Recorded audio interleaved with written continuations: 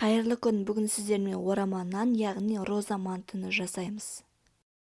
Ең алдымен бізге жұмыртқа қажет. Жұмыртқамызды ыдысымызға жарып аламыз. Оны жақсылап араластырып,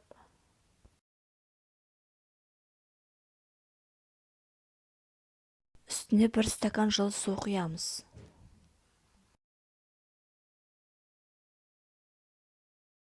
Қажетті мөлшерде тұз қосамыз.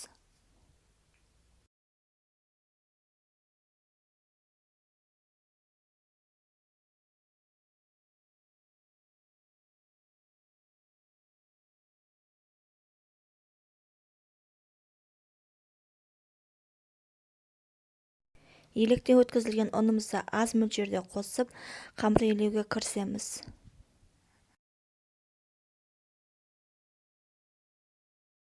Маған баста осылай қасықпен араластырып алған ыңғайлы, сосын қолмен илеймін.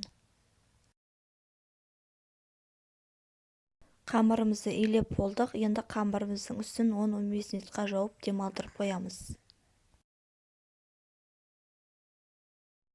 Енді қоспамызға бізге асқабақ, пияз, картоп қажет. Мен асқабағымды осылай квадрат қылып турап алдым.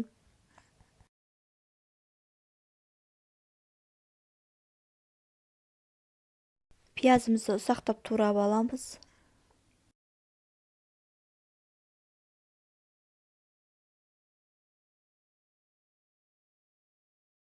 Картопты да дәл солай квадрат қылып турап алдым.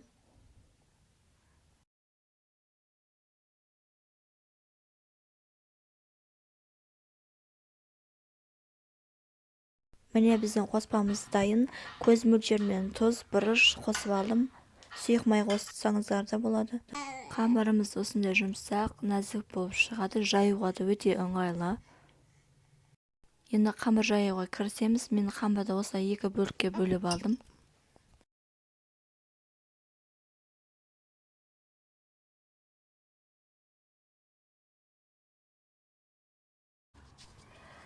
Қамырымызды жайып, кесіп аламыз. Мен осылай кесіп алдым.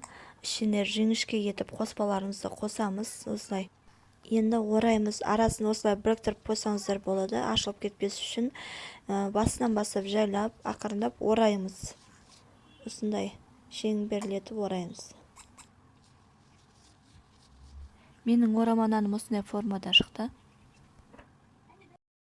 Мантаваркамыздың астын жақсылап майлап аламыз. Дайын болған орамандарымызды мантаваркаға орнатып шығамыз. Менің орамандарым дайын. Енді оны 30-40 минутқа буға пісіреміз. Асымыз дайын. Ас болсын. Ұнаса каналыма тіркелуді ұмытпаңыздар.